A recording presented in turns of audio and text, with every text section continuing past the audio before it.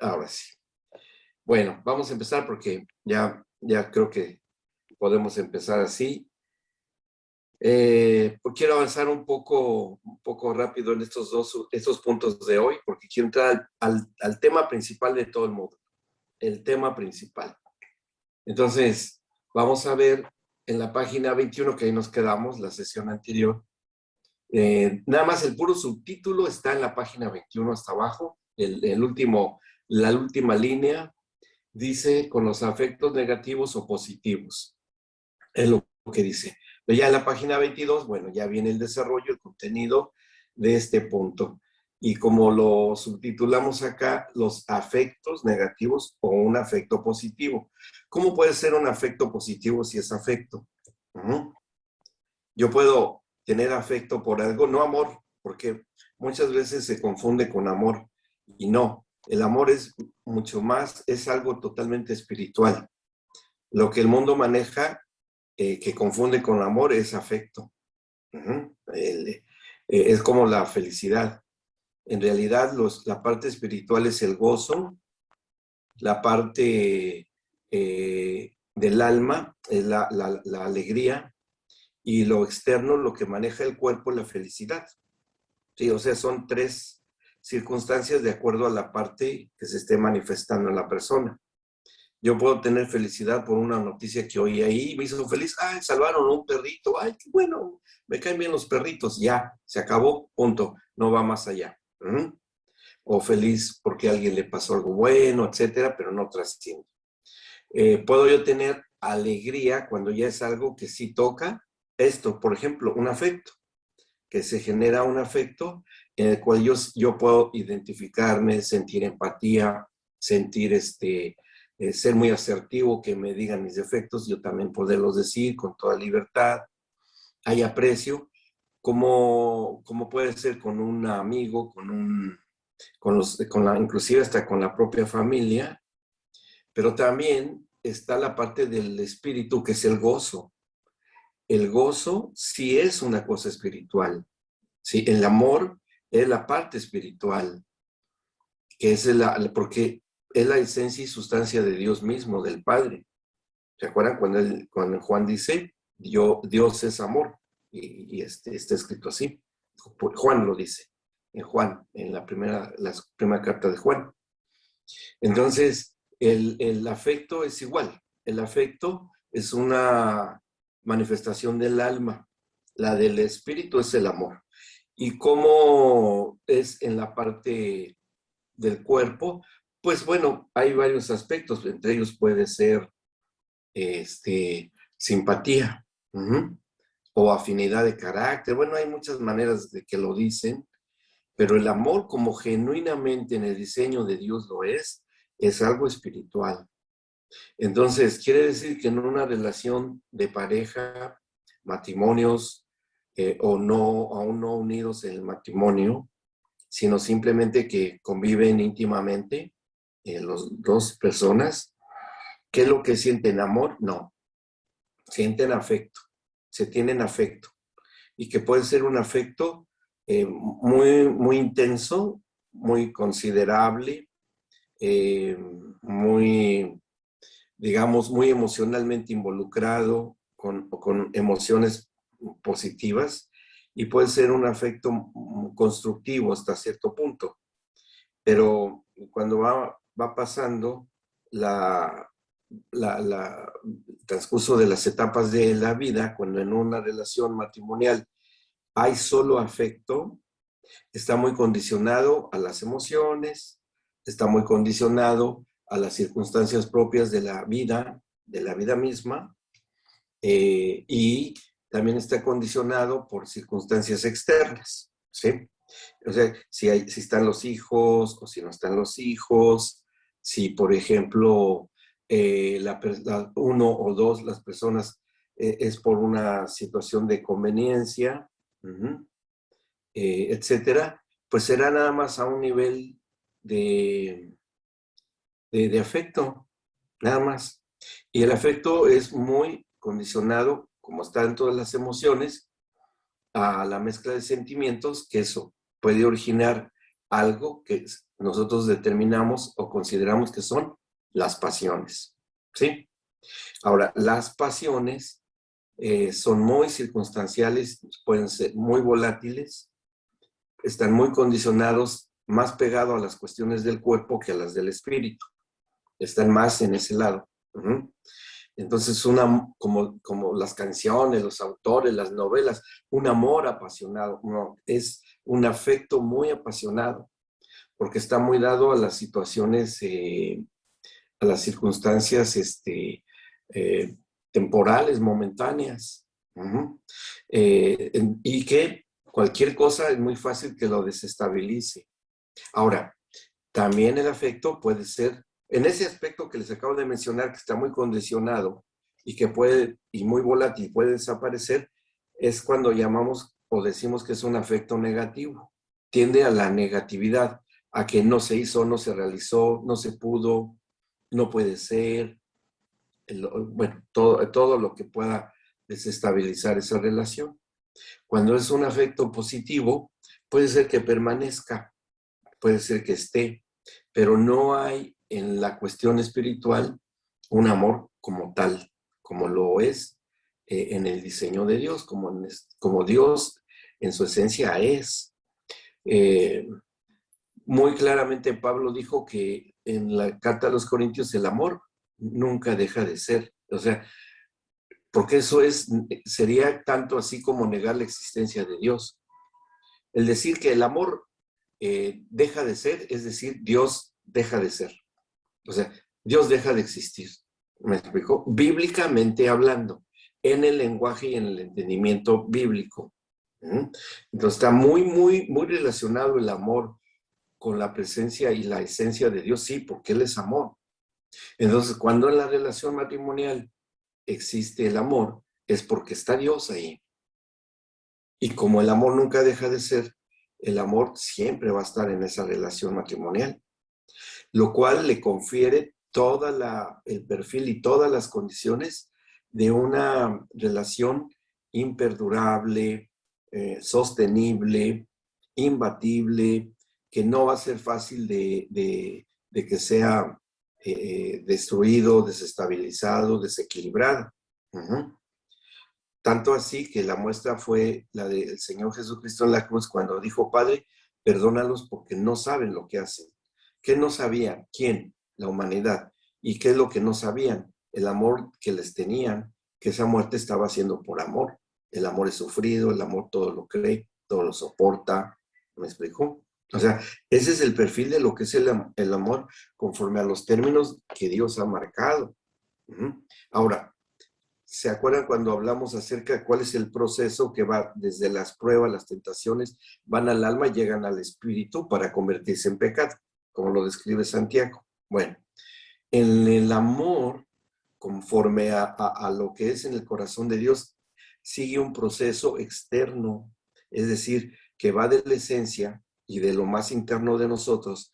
¿Por qué? Porque viene de Dios, surge de Cristo que habita en nosotros, del Padre que está en nosotros, y de ahí se va exteriorizando, llega a la parte del alma y finalmente se exterioriza por medio del cuerpo. En el matrimonio empieza por la unión espiritual que efectúa el Señor a un matrimonio que Él une en matrimonio conforme a su diseño, unidos por la esencia de Él. O sea, la misma esencia de Él se imparte en uno y se imparte en el otro, en el marido y en la mujer del marido. Y cuando Él une dos espíritus, ¿sí? Se hacen uno. Pero ahí está Él también haciéndose uno con esos dos. Entonces, en realidad, no es una unión de dos personas, que para empezar, tienen vida en el espíritu, para iniciar. Y si Él está en uno, y está en otro, y es uno con uno, y es uno con el otro, cuando unen matrimonio a ambos, ya los tres son uno. ¿Sí? La unión perfecta del matrimonio celestial, que eso es lo que será en la eternidad de Cristo y su iglesia. Que ahora es solamente el protocolo y el ensayo. ¿Bien? Entonces, que ya después de esa unión a nivel de espíritu, y ahí vamos a hablar un poco más del espíritu un poco más adelante, viene la manifestación que se pueda dar, pero a través ya entonces sí del alma, de todas las manifestaciones del alma, que va a haber de todo, va a haber de todo. Es decir, va a haber enojo, sí. Va a haber tristeza, sí es posible. Va a haber alegría, sí, debe de ser.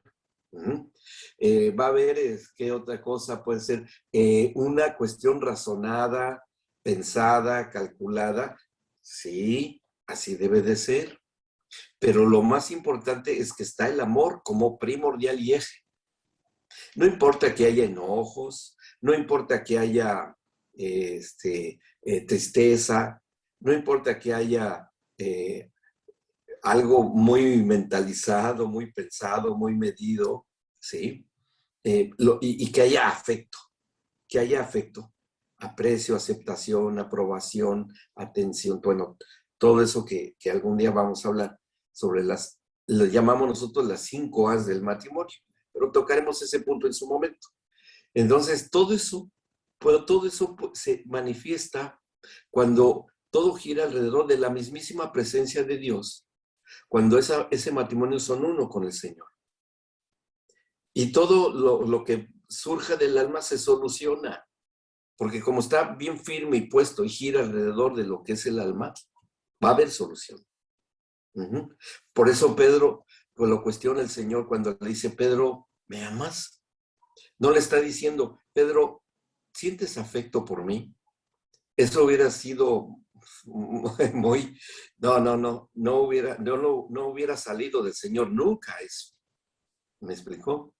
Claro que no lo dirían afecto, porque es una palabra hasta cierto punto moderna, pero lo hubiera dicho de otra forma. Sientes una profunda amistad por mí. ¿Saben cómo a quién? Y fíjense cómo el Señor, la profundidad de palabras tan sencillas del Señor Jesucristo, cuando le dice a Judas, cuando llega con los guardias del templo, amigo, ¿así entregas a tu maestro? ¿Me explicó? No le dijo, pero si tú me amas, ¿por qué haces esto? Me amas como me ama Pedro. Ajá. O sea, ahí vemos un afecto negativo. Y en el caso de Pedro, cuando le dice, sí, Señor, tú sabes que te amo, dice Pedro, de verdad, en verdad te digo que hoy me negarás 3 veces. ¿Sí? Pero fue un afecto negativo que se transformó a un amor incondicional por el Señor. ¿Que hay posibilidades de salir? Sí. Hay posibilidades de que se transforme de un afecto negativo, que es la reconciliación que se pueda dar en los matrimonios, en las relaciones que no andan bien. Sí. Si ustedes disciernen que es una cuestión más emocional, que puede ser por la inmadurez de la pareja, sí, puede ser por la inmadurez de situaciones no resueltas, cositas que ahorita comento a continuación, que es el punto que sigue, tienen solución. Pero si en ambos o en uno de los dos no está la presencia del Señor, no puede haber mezcla con aceite y agua. Es el yugo desigual. Una manera de entender y definir el yugo desigual es que en uno hay afecto y en el otro hay amor. Es decir, en uno está la cuestión nada más del alma y en el otro sí está la presencia de Dios. ¿Quién será el que más va a sufrir? El amor. ¿Por qué? Porque el amor todo lo sufre. Por eso dice Pablo en Corintios, si tiene esposas, se refiere a las esposas, si tienen un marido incrédulo y la abandona, déjenla que se vaya. Pero es salvo. Y por causa de ustedes es santificado para que sus hijos no sean bastardos. ¿Por qué lo dice de esa manera Pablo? ¿Por qué? Porque finalmente el amor todo lo puede soportar hasta que por su testimonio haya una transformación, siempre esperando que haya una transformación del otro, siempre. Cuando no lo hay, si se baila, te abandona, pues que se vaya, déjalo que se vaya. O sea, ya se acabó. ¿Mm? Pero fue nada más a nivel de la persona que se va, a nivel solamente de afecto. ¿Mm? Por eso es que es emocional. Nada más. Nada más. ¿Mm? Cuando es nada más, ahora, ¿cómo podemos llamar cuando hay un acercamiento nada más de la unión física y punto? Que no hay ni nada de cuestión afectiva, ni mucho menos hay amor. Eso se llama fornicación. ¿Mm? O adulterio. Está a ese nivel, nada más de algo corporal, pero ni tan siquiera del alma, ni mucho menos espiritual. Por eso, y como el cuerpo está bajo corrupción, por eso esto está dentro y se mueve dentro del ámbito de la corrupción, que en donde gobierna el príncipe de este mundo.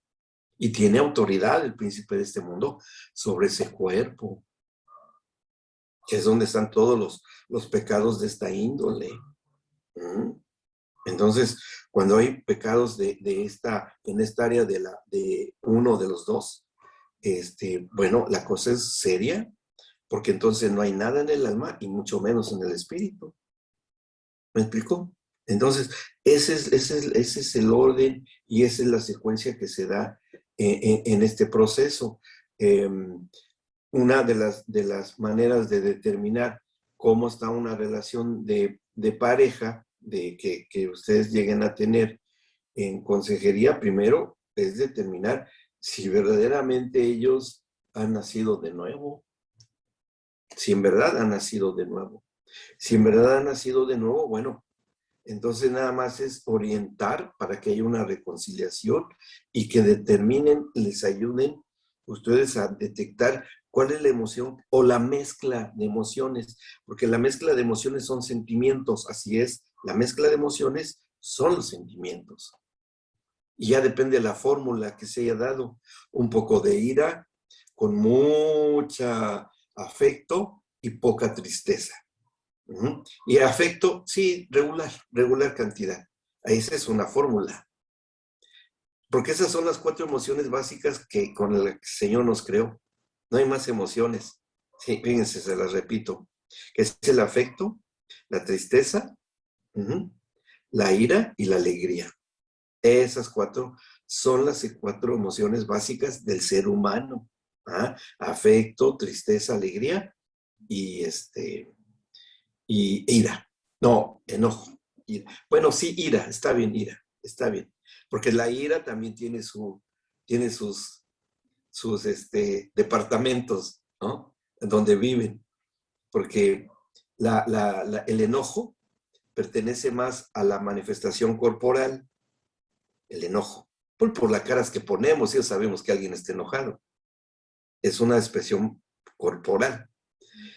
La ira es lo que pertenece al alma. Y la furia, ese sí ya es algo del espíritu. La furia, que es una ira destructiva. Entonces, fíjense qué bueno es el Señor, porque cuando Él dice y habla de la ira del Señor, el día de la ira del Señor, ¿cómo lo interpretamos nosotros? ¿Qué grado de intensidad en su relación con la humanidad será la ira del Señor? A nivel humano, a nivel de ira humana, que tiene posibilidades de que desaparezca. ¿Sí? Porque si era una contradicción que el Señor, que es amor, experimentara la furia destructiva. Una contradicción en su soberanía, porque sí puede manifestar la furia el Señor cuando derramó su juicio sobre algunas ocasiones que vemos en la Biblia. Y que yo diría, furia, porque la gente que acabó allí en Gomorra y la ciudad vecina, ¿a dónde fueron a dar esas gentes? Pues fueron a dar al sótano, así, la roticería, donde están todos los que se van para allá abajo, ¿no? Pero que el día del juicio saldrán y serán enjuiciados y nunca van a ser destruidos. Nunca nadie jamás ha sido destruido. ni los ángeles rebeldes. Nunca ha sido, porque sería una contradicción a la esencia del Padre, que Él es el creador, no destructor. Destructor es el otro. Y destructor relativo, porque no puede hacer lo que es a lo que no es. Fíjense qué interesante. El diablo no puede lograr deshacer lo que es, llevarlo a la nada, a lo que no es. Eso no puede hacer el diablo. Eso solo Dios lo puede hacer si quiere. Pero hasta hoy no lo ha hecho. Porque sería una contradicción a su propia esencia de ser un Dios creador. Y qué bueno, ¿no? ¿Sí? Que usted mencionaba recién de la ira de las personas y de la ira de Dios, Sí. ¿no? Y después, si uno va al otro, en el otro sentido, con Dios está la gracia, ¿y dónde Sí. queda definido lo que se define como el favor de Dios? El favor de Dios es en su justa equivalencia y significado. Yo te doy algo porque veo tu necesidad, ¿sí? Te suplo tu necesidad. Ahora, que el favorecido lo retribuya es cuestión de cada quien. ¿Se acuerdan cómo se presentó el ángel Gabriel a María? Cuando le va a anunciar que está embarazada por el Espíritu Santo, le dice, salve, muy favorecida. Esperando que dejara que naciera el Mesías. O sea, le devolviera el favor al Padre. ¿Sí? Entonces, un favorecido, el Señor espera retribución, pero si no, que eso es, el agradecimiento es una característica de los hombres y de las mujeres que practican y saben lo que es la piedad. De los hombres y mujeres píos. En cambio, los impíos son desagradecidos y es el primer paso a la iniquidad. Eso es así. Sí, sí. O sea, el favor de Dios es algo que siempre se le va a revelar a un pío, a un santo. Un impío nunca va a ver un favor de Dios. No, y hasta blasfema en contra de él y reniega. Eso es común. Sí, pastor Murray. Sí. No, referido a lo que es la ira, que es un sentimiento también que está permitido por Dios, ¿cierto? Cuando dice, ¿sí? Airaos, pero no pequéis, ¿cierto? Exacto, exacto. Airaos, pero no pequéis. Y dice, no dejen que se ponga el sol sobre ustedes. ¿Y qué sería sobre la ira? O sea, porque fíjense, hay ira santa. O la ira santa de Dios. Que en la teología y todo ahí se da toda una explicación. Hay muchas cosas que salen ahí. Que para el mundo en común, que tienen un limitado concepto y conocimiento de Dios, no lo entienden. No entienden cómo Dios pueda tener ira. Cuando dicen, ¿cómo Dios permitió? Y se acabaron tantas civilizaciones y tantas desgracias que hay, hambre, pestes, guerras, ¿cómo pues? No es cosa de Dios, pero porque no entienden. Ahora, cuando se vea la verdadera ira santa de Dios, ahí sí, y está escrito. Ahí está escrito. Que es capaz de que todo se transforme. Pero la ira santa de Dios va a transformar todas las cosas, pero ¿para qué? ¿Para destrucción o para reconstrucción? Todo va a ser para reconstrucción. Cielos nuevos y tierra nueva. Pero gracias a qué? A la ira santa de Dios.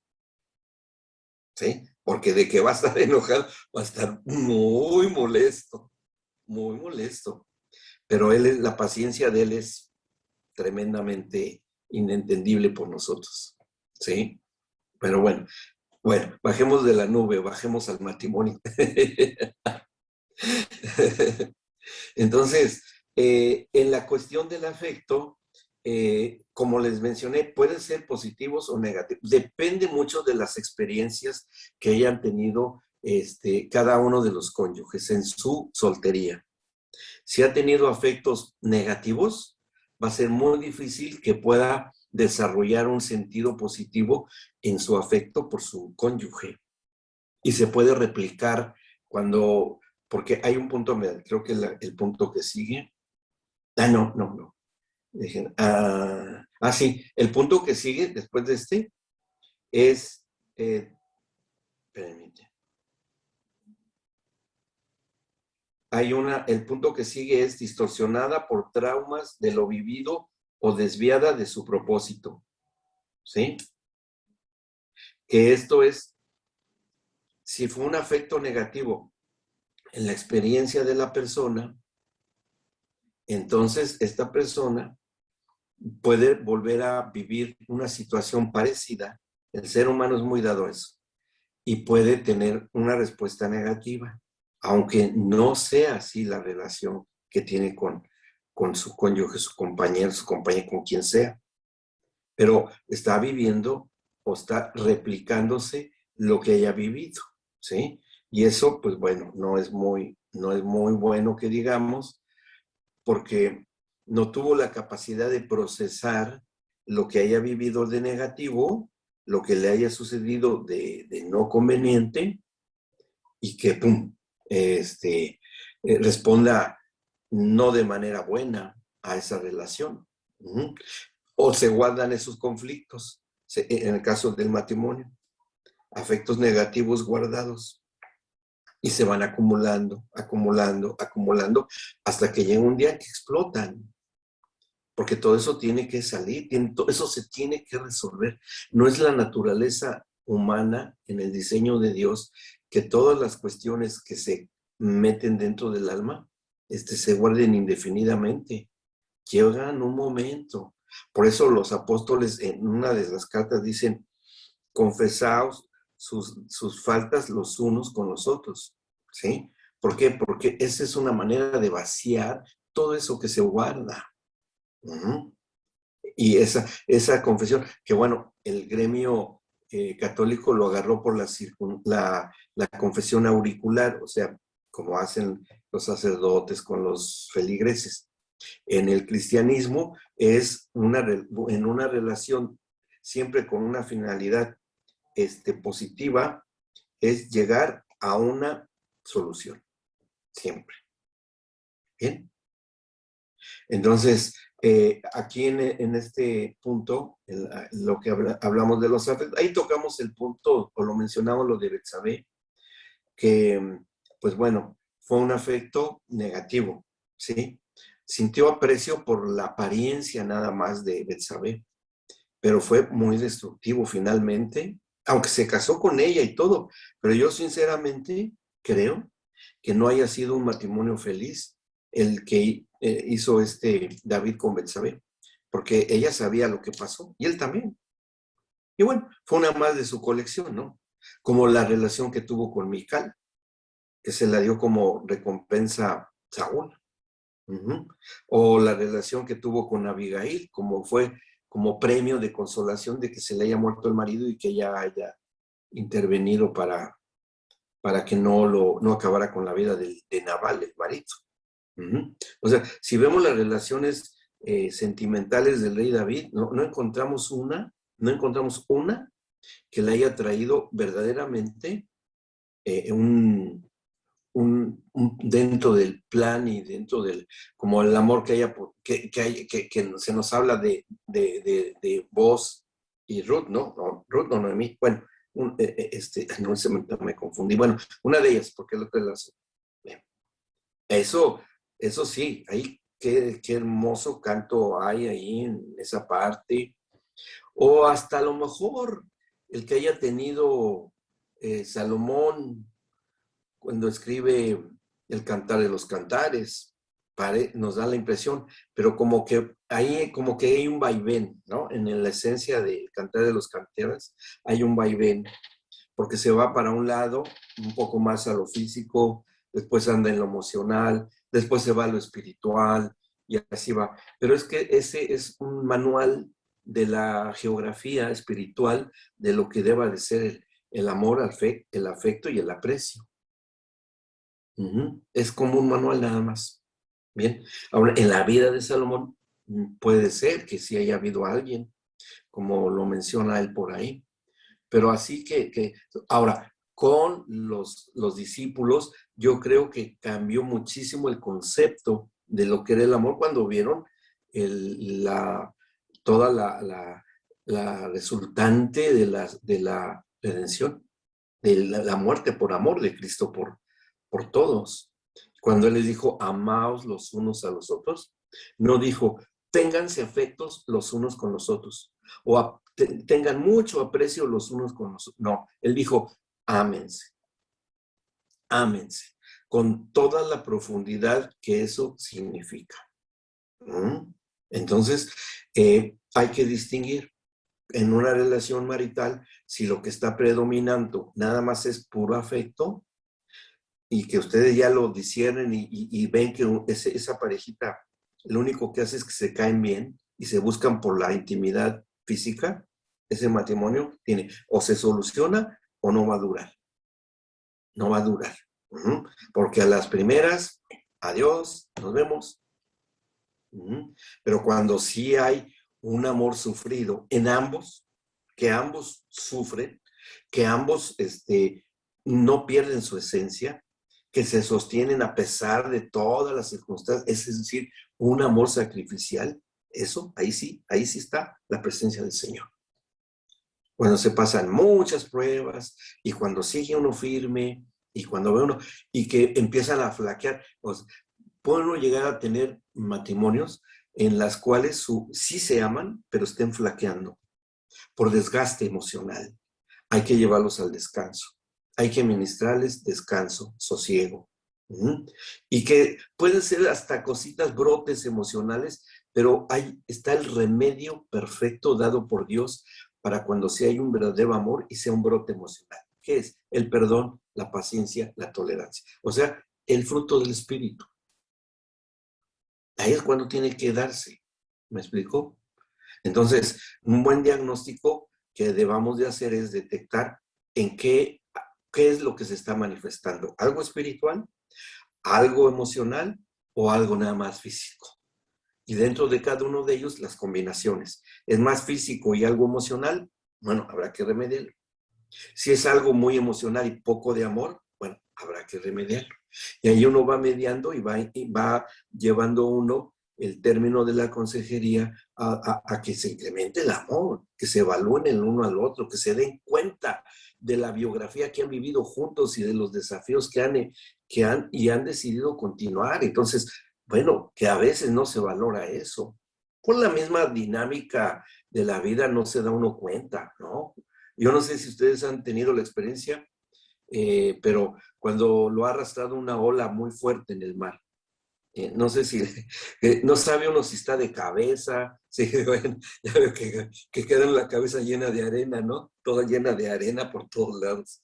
Y que a veces lo saca uno el mar hasta sin nada, sin malla ni nada. Bueno, a mí me ha pasado varias veces. Yo amo el mar y me pasó varias veces. Pero hay un momento en que no sabes cómo estás, si estás parado, de cabeza, acostado, o para dónde vas, si vas a salir o te está metiendo más. Y a veces eso pasa, ¿sí? Por las pruebas difíciles de la vida. Pero conforme el amor va acrecentándose, va madurando, empieza a ser más espiritual que emocional y aún que lo físico. Y así es, así está bien. Así está bien. Y porque el amor todo lo puede, todo lo puede. El amor rompe piedras, rompe muros, todo, porque es la esencia de Dios. O sea, ¿qué hay que pueda ir en contra de la misma esencia de Dios? ¿Qué hay que pueda ir contra un matrimonio que se ama en este sentido, en esta intensidad? Es inquebrantable. Amor inquebrantable. Que está destinado a vivir por la eternidad. Porque el Señor nunca se va a separar de en donde han estado tan unidos el Señor y ese matrimonio. Nunca los va a dejar. Nunca, nunca. Nunca va a haber abandono, no va a haber separación. Jamás. Jamás. Es una garantía para nosotros. Bueno, entonces, en esto es muy importante, entonces, lo estoy dando un poco sintetizado, que además, finalmente, aquí lo mencionamos, dejamos un precedente para las generaciones venideras.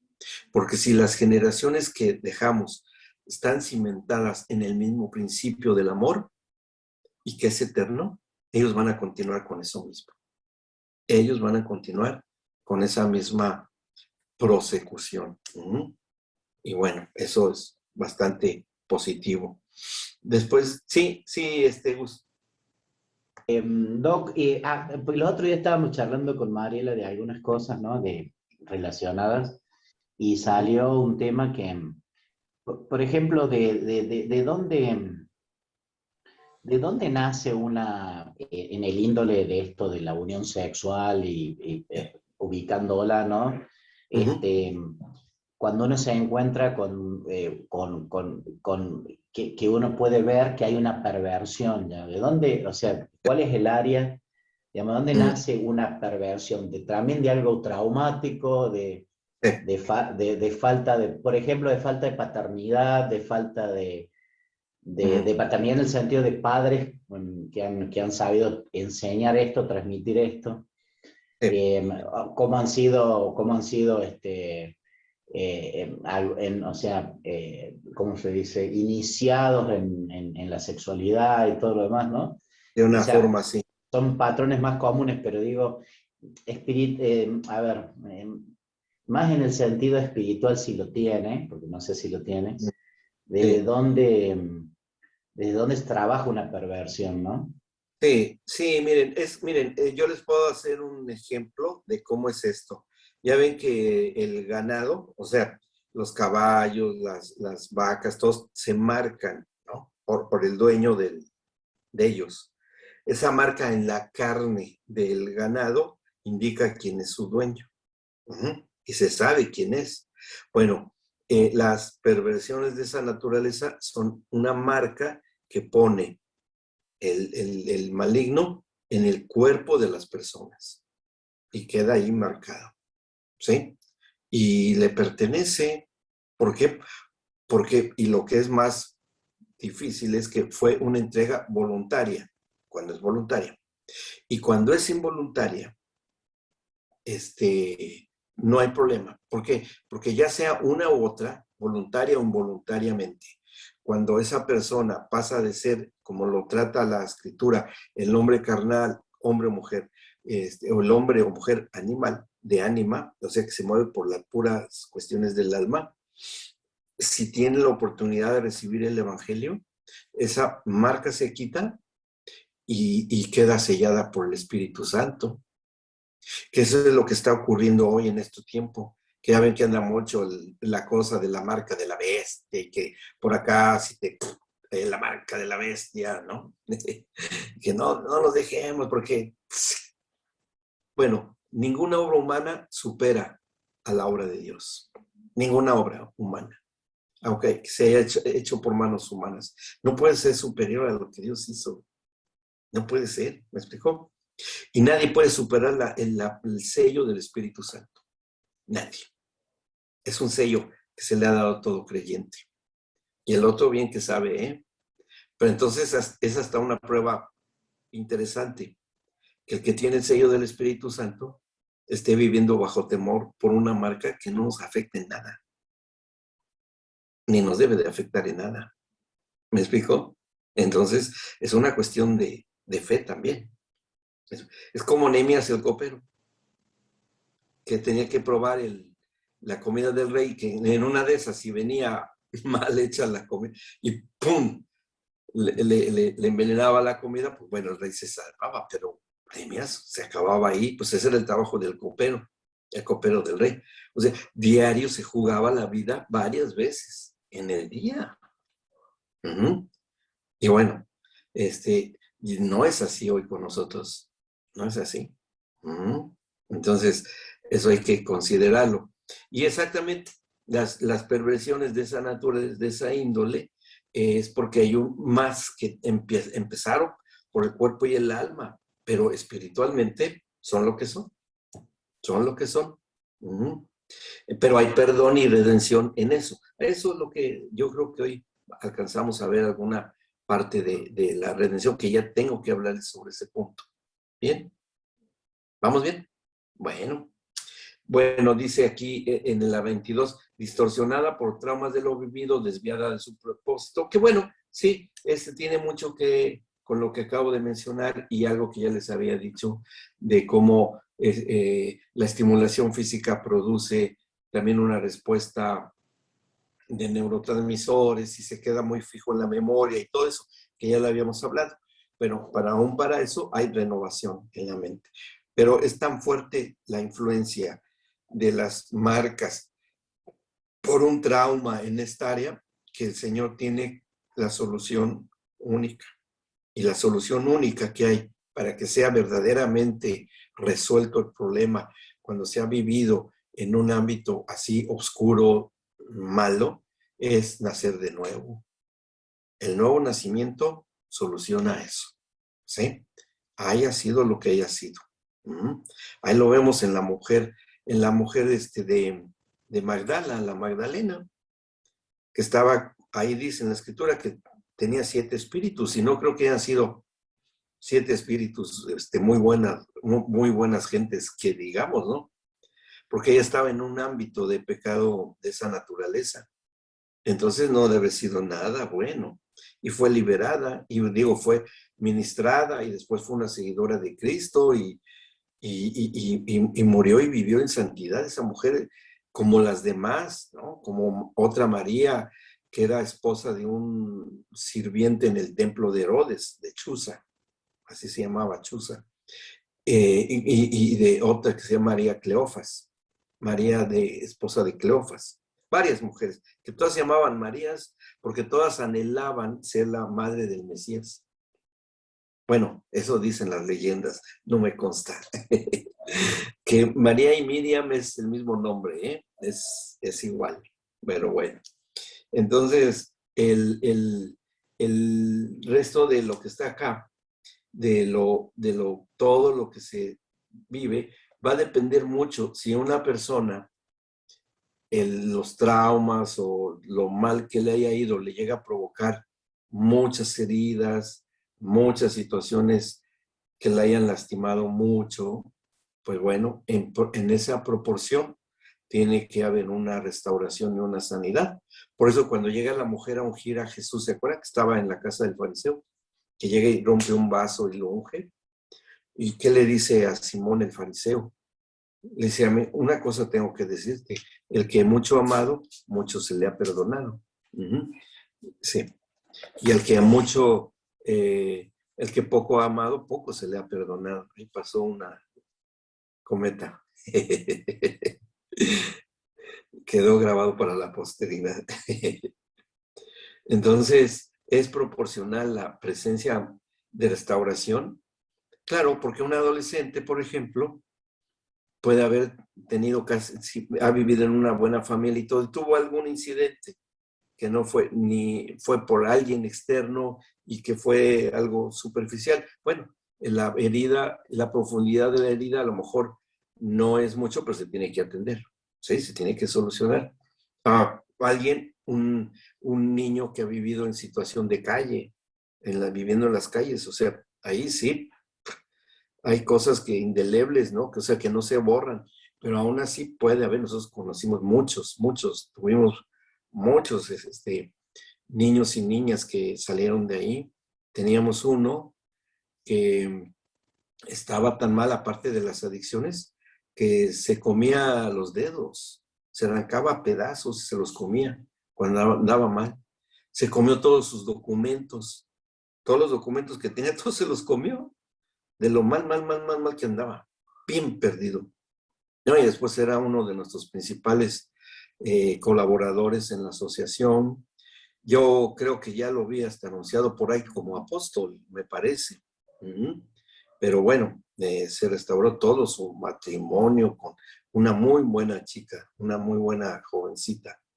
Totalmente se restauró. Y estaba, bueno, 3 veces o 12 intentó quitarse la vida y no podía, no pudo, nunca pudo quitarse la vida, nunca pudo. Y era como para que sí se hubiera acabado sus días. Y el Señor no lo dejó, no lo dejó. Y le hablaba con el Señor y le decía muchas cosas muy, muy interesantes, ¿no? Entonces, cuando aún en esos extremos, o sea, que uno pensaría que alguien ya no tiene solución, o las mujeres que veía Patti en el psiquiátrico, en la cárcel, las enfermas psiquiátricas, que la mayoría de ellas eran por maltrato, la mayoría de ellas, muchos sufrimientos así espantosos de vidas de terror. Algunas hasta a una me acuerdo, a una que hicieron hasta una película de lo que pasó, porque tenía 3 hijitos y era una buena mujer, pero el marido era de lo peor y la mamá de él era también igual. Y un día se quedó inconsciente. Y cuando recuperó la conciencia, sus 3 niñitos los habían acabado. Y le echaron a ella la responsabilidad. Y no fue ella. Y la llevaron a la cárcel, la culparon, la maltrataron, toda la sociedad la señaló. Bueno, que hicieron una película de ese acontecimiento que fue muy notorio en ese tiempo, hace ya muchos años. Pero ella conoció del Señor y se restauró. No sé si ya haya salido, no sé, no, yo perdí la luz, se llama Luz, ella. No sé si ya salió o no, pero ella fue restaurada totalmente. Otra también que conocimos, que también, pues, también parecía que no, esta mujer no tiene perdón, porque, bueno, estaba en una banda, en una patota, pero de gente muy negativa, muy, muy feas, cosas que hacen. El jefe de esa banda a la gente y vieron, bueno, espero que no la hayan visto, pero bueno, le sacaba el cráneo y la columna vertebral así a sus víctimas. No, cosas así. Y ella participaba, porque el jefe era su amante. Bueno, ella se convirtió y dio su testimonio también. Y entonces, ¿cómo puede ser, Señor? ¿Cómo puedes perdonar a esa gente? Porque el amor todo lo sufre. Y todo eso lo sufrió Cristo en la cruz. Todos esos actos, Él los llevó en la cruz. Él los sufrió. ¿Por qué? Porque Él es amor. Entonces, no hay problema cuál sea la intensidad del sufrimiento, si se establece una relación sincera, profunda con el Señor, hay buena solución. Hay solución. Bueno, muy bien. ¿Tiene alguna pregunta con estos 2 últimos puntos de este tema B? Es la letra B la que estábamos viendo. ¿No? Bien. Vamos a la página 23 al final. Dice la espiritualidad de la sexualidad. Y es la parte más importante, como les decía yo. Bueno, vamos a empezar por algo. Vamos a llevar una sincronización o una secuencia de una cronología de toda una serie de acontecimientos que el Señor tuvo que establecer como estrategia para restaurar esta parte tan importante del matrimonio como institución. Ahí podemos ver desde el principio. Fíjense, vamos a ir, a veces nos adelantamos y luego nos vamos para atrás, ¿sí? En las escrituras. Y miren, este hecho en Génesis 2.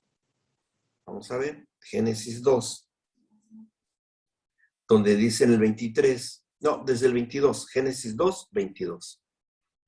Dice, y de la costilla que el Señor Dios tomó del hombre, hizo una mujer y la trajo al hombre. ¿Bien?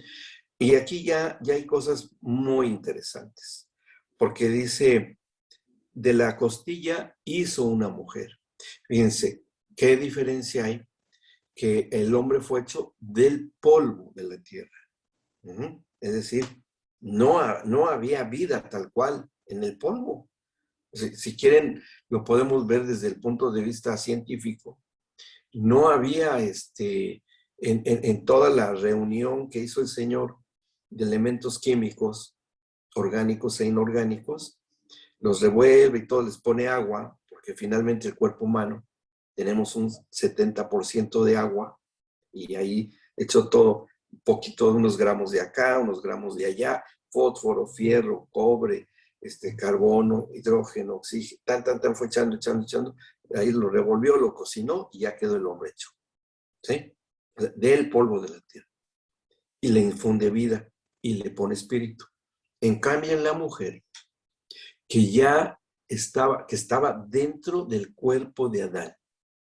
Adán con espíritu, Adán con vida, organizado en una dinámica de principio de vida y de orden, con todas esas características fíjense, orden, acuerdo para funcionar dentro del cuerpo de Adán, todo lo que tiene que tener un órgano corporal, ¿sí?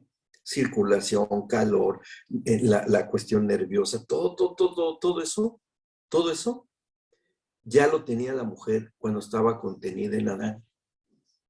Entonces el Señor saca de la costilla de Adán, saca la costilla, y de todas esas células organizadas, en acuerdo, sensibilizadas, con todos los elementos de vida, es hecha la mujer.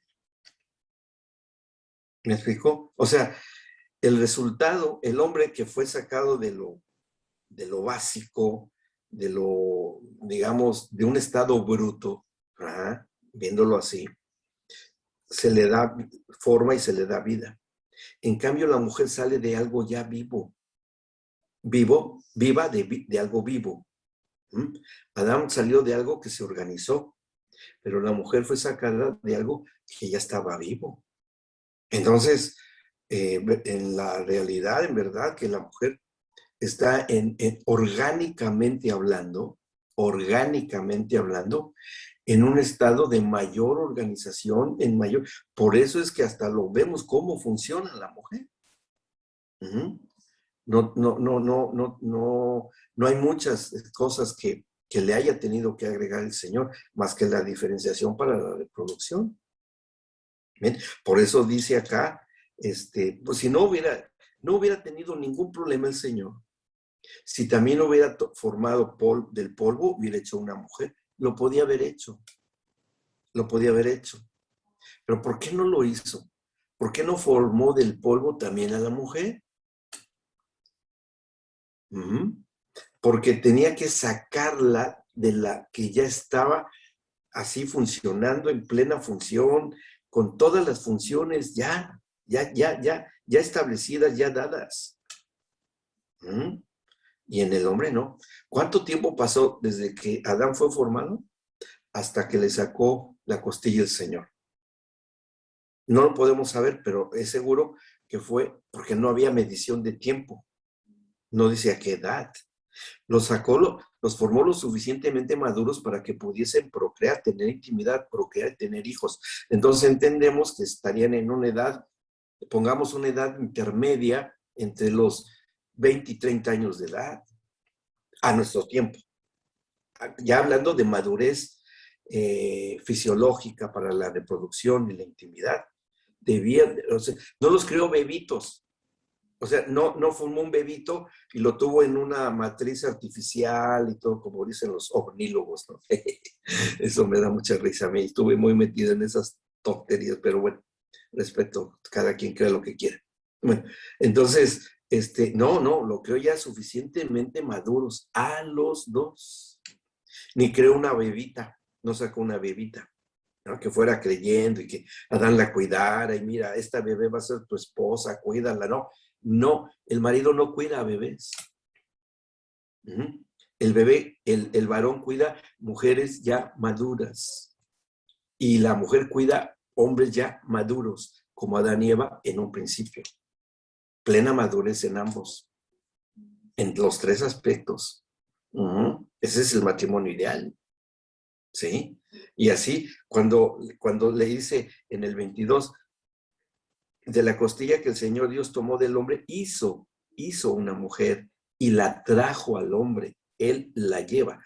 Dijo entonces Adán, esto es ahora hueso de mis huesos y carne de mi carne. ¿Qué identifica Adán? Identifica lo corporal. Por eso dice esto. Porque finalmente cuerpo, pues solo cuerpo. Dice, pero después dice esta, primero dice esto, pero después dice esta. Esta será llamada varona, como lo dije en algún momento en estas clases. ¿Qué significaba? Bueno, significa varón, persona con cara humana. Y varona, al hablar él de varona, ya está estableciendo el mismo Adán el reconocimiento del género. ¿De dónde sale ese reconocimiento? Desde el principio, del propio ser humano. Persona con cara humana, con un género sexual masculino, hombre. Y varona, una persona con cara humana del género femenino, mujer. Bien, eso ampliando un poco esto. Así dice acá. Dice, porque del varón fue tomada. Será llamada varona porque del varón fue tomada. No fue tomada de la creación, de la tierra o de un animal, ni mucho menos. No, fue tomada de algo que ya estaba vivo y organizado. Por eso, por naturaleza, la mujer tiende a ser más organizada que el varón, tiende a tener mayor capacidad de todas las funciones que tiene, porque tenía que ser una ayuda suficientemente, inclusive aún en el hecho de ser ayuda idónea del marido, como para que ella viera lo que el marido no ve. Y en el plano espiritual y en más cosas. Y eso lo podemos probar con la Biblia. Ahí, miren, la mayoría de las mujeres en las cuales Dios se entrevistó, menos Sara, pero con la esposa de Manoah, con María, con Débora, con Abigail, con todas ellas, Dios se relacionaba con ellas, pero no con los maridos. El primer punto de contacto que tuvo el Señor con ellas fue con mujeres, fue con mujeres. ¿Pero por qué? Por sus cualidades que la mujer tiene por naturaleza. ¿Me explicó? Entonces, por eso es que es esta, digamos, configuración espiritual, porque aquí es algo espiritual, porque esto sucedió y estaba Dios allí presente. Cuando Él le lleva a la mujer a Adán, Él estaba allí. No, dice, bueno, ahí te dejo esto que está acá, y se fue. Y ahí hizo todo el proceso solo Adán. No, Adán, delante del Señor, hizo esta declaración. Esto es una declaración. Porque una declaración es exactamente las palabras que expresa un testigo, como en las declaraciones judiciales o ministeriales. Es lo mismo. Entonces, Adán testifica de lo que Dios hizo cuando habla esto de la mujer. Bien, dice, por tanto, por consecuencia de lo anterior, dejará el hombre a su padre y a su madre y se unirá a su mujer y serán una sola carne. ¿Y cómo es esto? A ver, se unirá a su mujer y serán una sola carne. O sea, haría la pregunta igual Adán como la hizo Nicodemos. Fíjense, porque fue la misma situación, la de aquí de Adán y Nicodemos. Cuando le dice Nicodemos al Señor Jesucristo, cuando le dicen, es necesario nacer de nuevo, ¿y cómo voy a nacer yo? ¿Acaso voy a regresar nuevamente a la matriz de mi madre? Y bueno, ya le dice el Señor Jesús de qué se trata. Y aquí la cosa es, se unirá a su mujer, pero aquí, ¿quién es que está pensando esto? ¿O lo está diciendo Dios? ¿O lo está pensando Adán? ¿O fue una conclusión a la que llegan los tres? El Señor, Adán y Eva. Llegan a esa conclusión. Porque Adán ya tenía conocimiento de lo que había visto en la misma creación, de la unión entre dos géneros. Y dice, por eso dice, a ver, dejará el hombre a su padre y a su madre. Eso lo pensaría Adán, pues si el único papá que tenía era el padre espiritual que estaba ahí. Ese era su papá. ¿Y cuál era su mamá? Sí, ¿no? Eso ha sido origen de falsas teologías o falsas doctrinas. Pues esto es algo que se está previendo para lo que había de venir, fundamentando la procreación, fundamentando la familia también. Y se unirá a su mujer. ¿Cómo se van a unir? ¿En sociedad anónima? ¿En una cooperativa? ¿O cómo se iban? ¿En una linda amistad? ¿O está hablando en el plano de la sexualidad? En el plan de la sexualidad. Y serán una sola carne. Y una sola carne habla del diseño anatómico. ¿Sí? Del acoplamiento hombre-mujer. A eso se refiere. Entonces, está hablando acá tanto en el contexto espiritual, profético, se unirá a dejará al hombre a su padre y madre, se unirá a su mujer en un plano que habrá de darse en las generaciones, en la vida de intimidad y dentro del diseño de acoplamiento que el Señor inventa o crea Él para la procreación. ¿Sí? Y bueno, ahí queda. Ahora, después que pasa esto, viene, y dice en el 25, y estaban ambos desnudos, Adán y su mujer, y no se avergonzaban.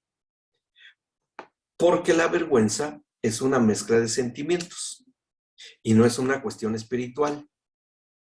Es decir, como lo entendemos, que estaban ambos desnudos, pero se veían el uno al otro no por la cuestión del alma, sino por la cuestión espiritual. Porque en lo espiritual no radica los sentimientos. No tiene que ver. ¿Que deban de estar relacionados? Sí. Sí, Pastor Morraya, ¿quiere preguntar algo? Luis, ellos comenzaron a saber que estaban desnudos después del pecado, pero hasta el pecado, es decir, no había conciencia de que estaban desnudos, porque realmente eran una sola carne, realmente. Es lo que sí, lo eran y todo. Mire, es como ver la inocencia de dos bebés, de uno y otro género. ¿Sienten algo? Sin problema. ¿Por qué? Porque no ha empezado a funcionar lo que dijimos en otra ocasión, conciencia de pecado. ¿Me explicó? Con esa misma inocencia. Nosotros entendemos que Adán y Eva fueron creados en una inocencia pasiva. En una inocencia así, de esa naturaleza, de ese grado. ¿Ven? Bueno. Y lo que ocurre después, cuando desobedecen, en el versículo 7, de 3.7, del Génesis 3.7, dice, entonces fueron abiertos los ojos de ambos y conocieron que estaban desnudos.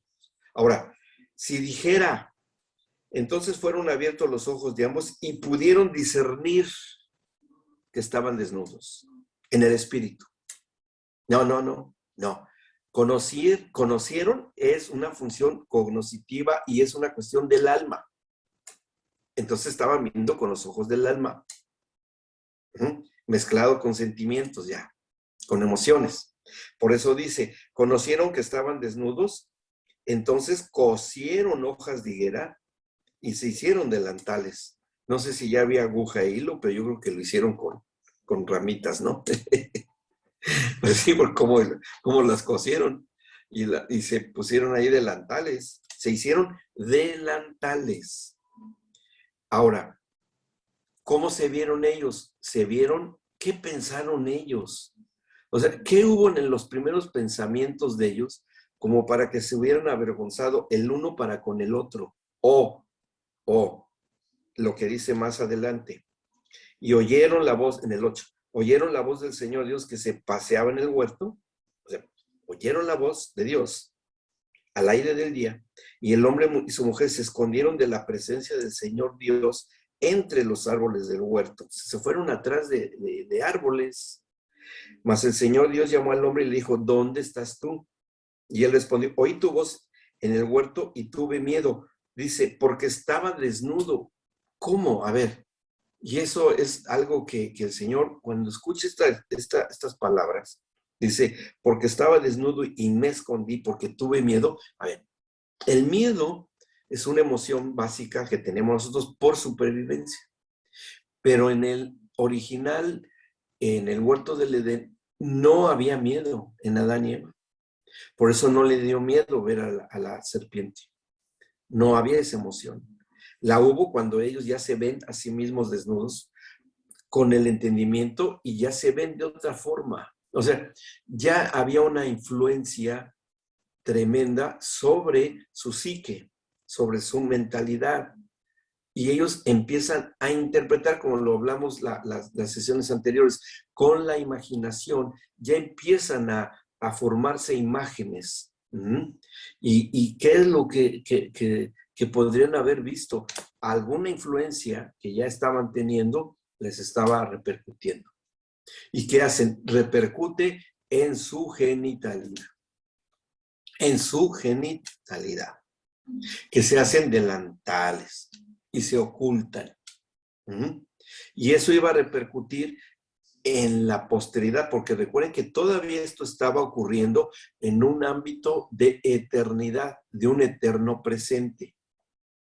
Y como esto se hizo en un ámbito de eterno presente, iba a tener repercusión hasta hoy. Hasta hoy. ¿Por qué no ha cambiado esta perspectiva tan distorsionada de esta área tan importante? Porque fue hecha en un ámbito de eternidad y sigue estando, no importa. Y es más, pasará 1.000.000 de años y va a seguir igual. No hay solución hasta que Dios no la pusiera. Por eso era necesario que Dios trazara una estrategia para cambiar, o sea, pasar, no salirse de la eternidad, quedarse dentro de lo eterno, pero dentro de lo eterno, corregir, restaurar y, con mayor propiedad, redimir esta situación. Remediar esta situación. Dice después, en el versículo, cuando ellos le dicen esto, me escondí. En el 11 dice, y Dios les dijo, ¿quién te enseñó que estabas desnudo? O sea, si ya sabías que estabas desnudo, ¿por qué ahora dices que te da vergüenza porque te descubriste que estabas desnudo? ¿Cómo te veías antes y ahora cómo te ves? Y ahí fue cuando el Señor ya dice, no, aquí algo sucedió, algo pasó. Entonces, ya a partir de ese momento, cuando le dice a Eva, vas a sufrir en tus partos, vas a tener mucho dolor en tus partos, porque estaba dada la situación de que no iba la mujer a sufrir dolores en el parto. No tenía por qué sufrirlas. Entonces ahora de ahí determinación, sí, tendrás que tener dolor. No va a haber otro. Y en el hombre, bueno, a ganarse la vida con el sudor de la frente y la tierra ya bajo maldición y todo cambia. Todo cambia. Y cómo vemos cómo va resultando la modificación en la conducta de estas primeras generaciones sobre la tierra. Fue tan mal, que los ángeles caídos, los ángeles rebeldes, que están viviendo ahora en la dimensión de acá, del primer cielo, en la atmósfera y sobre la faz de la tierra, en plena pues meta o propósito de tratar de destruir al hombre o de al menos juzgarlo, va a ir por esa área de manera importante. Y vemos la prueba cuando se mezclan los que dice ahí, los hijos de Dios con las hijas de los hombres y que engendran gigantes, que también alguna vez lo explicamos, que verdaderamente eran hombres posesionados por espíritus malignos que van a engendrar gigantes. Y gigantes tiene dos sentidos, que es gigantes en obras, pero obras de iniquidad, obras de maldad, y gigantes aún en estatura, pero eso era lo de menos, la estatura. Sino más que nada era la confección espiritual de lo que iba a surgir de estos híbridos espirituales y humanos. Una perversión.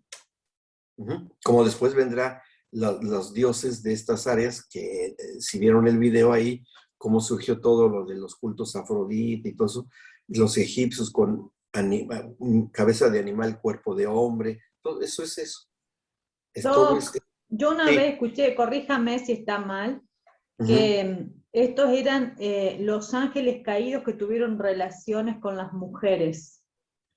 Sí, Sí, ¿Eran sí, los así es. ángeles caídos Sí, de Satanás, sí, que tenían sí. relaciones con las mujeres y daban gigantes? Pero se posesionaron de cuerpos humanos. Claro, porque si no, ¿cómo? Ah, ok. Porque los ángeles caídos en realidad después, o sea, son demonios que habitan la Sí, tierra. digamos que es una mutación espiritual la que ellos tienen. Ujú. Porque originalmente fueron creados como, hola pastora, hola pastor David. Ellos fueron originalmente creados como espíritus ministradores, o sea, servidores. Así dicen hebreos. Ujú. Pero después vemos que no, que ya empiezan a hacer su propio imperio, ¿no? Como lo dice Pablo, gobernadores, huestes de maldad, etcétera, y eso ahí se organizan, ¿no? Todos ellos siguen siendo espíritus Sí, y seguirán que siendo, toman la vida de los hombres y la manejan, y ahí es donde se mezclan con las mujeres. sí, las usan y después ya, se acabó, vamos a otra generación, se acaba esa generación y vamos a otra. Así ha sido la historia de la humanidad, así se ha sido. Pero eso se tenía que solucionar con los hijos de Dios que quería tener él. Uh-huh. Ahora, la estrategia que va a rescatar la propia, la propia sexualidad humana va a ser a través de algo. Y es cuando viene lo de Abraham. ¿Sí? El primer paso importante que da el Señor para esto. Uh-huh. Entonces, nosotros leemos en el Génesis, cuando se empieza a entrevistar con Abraham, que ya le hace el llamado, que ya empiezan a tener una amistad, porque realmente hacen una amistad, en Génesis 17, precisamente en esta estrategia es el primer paso que da el Señor para la restauración.